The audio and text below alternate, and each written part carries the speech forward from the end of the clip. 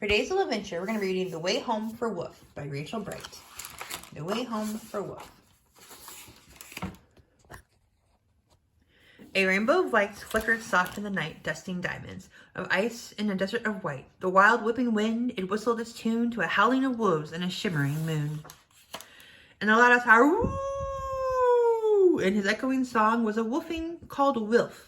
At the heart of the throng, he loved to be fierce and longed to be grown. He liked to try everything all on his own. "Look at me, I am big, I am tough," he would growl, while he showed off his strength and practiced his prowl.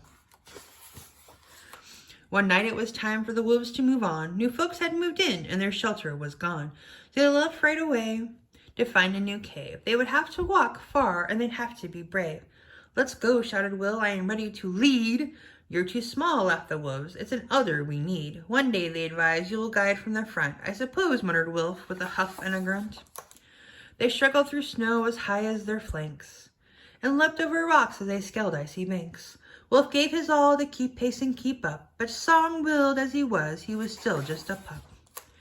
He kept dropping back with each clamber and climb, as the pack journeyed farther away all the time. Exhausted and breathless, he strayed off the track, when a blizzard blew in, and he lost his way back. Wolf longed to howl help and to holler it loud, but his throat was too hoarse and his heart was too proud. He lay on the ground, his tail curled up tight. A blanket of stars was his bed for the night. There he is. Until, crack went the ice, crack and creak. Wolf jumped to all fours with a deafening shriek.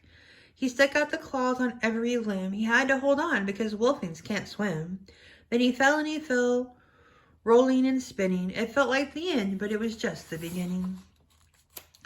Since somebody down there had heard his scream, and they swooped from beneath like a watery dream.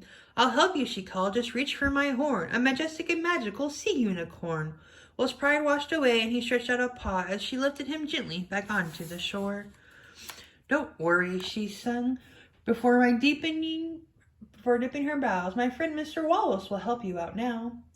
And there, right behind him, a huge busky fellow lifted his whiskers and let out a bellow. "To the ridge," he proclaimed with his chin in the air. "My friend Mighty Muskox will take you from there."